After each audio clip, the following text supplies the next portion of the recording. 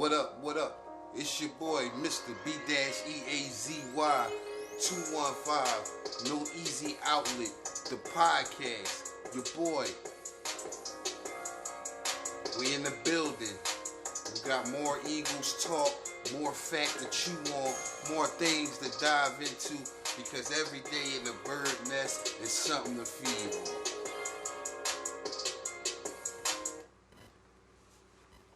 And on this playoff weekend, where every day, including Monday, has a game, I must just start by saying, as an Eagles fan in Eagles Nation, does it not give you a migraine listening to Steven Nelson and Derek Barnett helping their team come out to a victory and playing major roles in it? Does it not hurt your heart?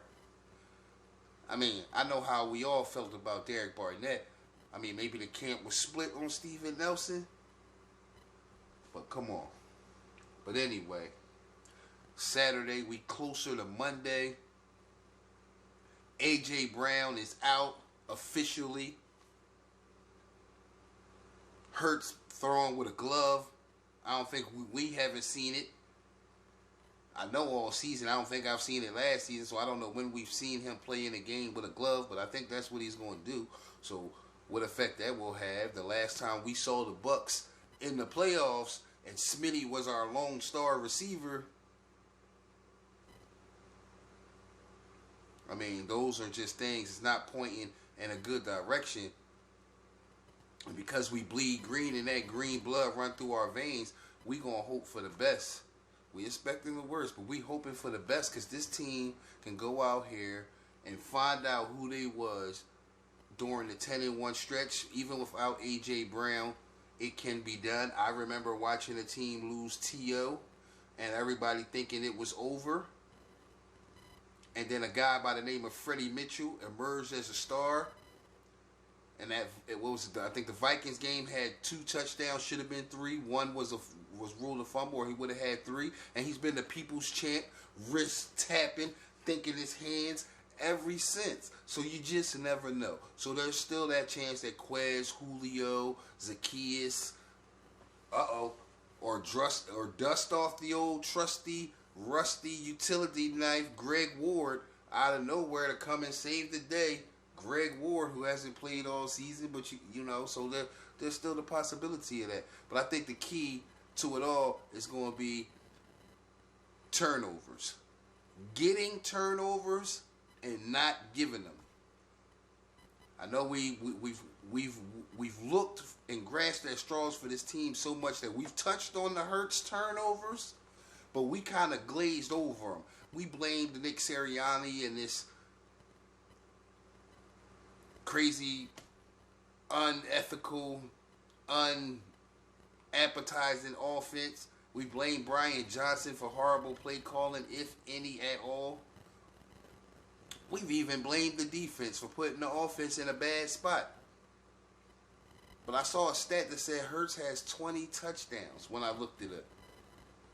That's more, 20 turnovers. That's more turnovers than the entire Bucks team, who has 8 interceptions and 6 fumbles on the year. Hurts has more than that entire team by himself. So that's not including the AJ fumbles, the Smith fumbles, the Goddard fumbles, the Boston Scott fumbles. That's not including the rest of our team. That's just Hurts alone has more than the entire Bucks team and more than the entire Texans team. And if you're watching the playoffs, I know you like what you see from the Texans.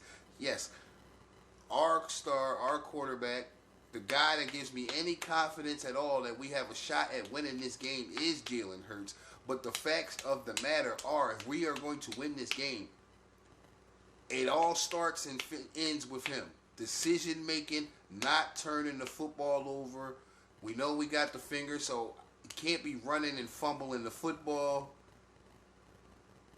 Maybe shorter, quicker throws, so he doesn't have to put his accuracy at risk on deep throws. Possible. But having more turnovers than entire NFL teams is a crazy thing to me. and especially one that we are playing in the playoffs, to have more turnovers by yourself than the entire team that we are going against, that's eye-popping for me. And one thing that has to be an emphasis for concern, if they are going to have a shot in this game, it has to be turnovers. Getting them and not giving them. And defense, winning first and third down.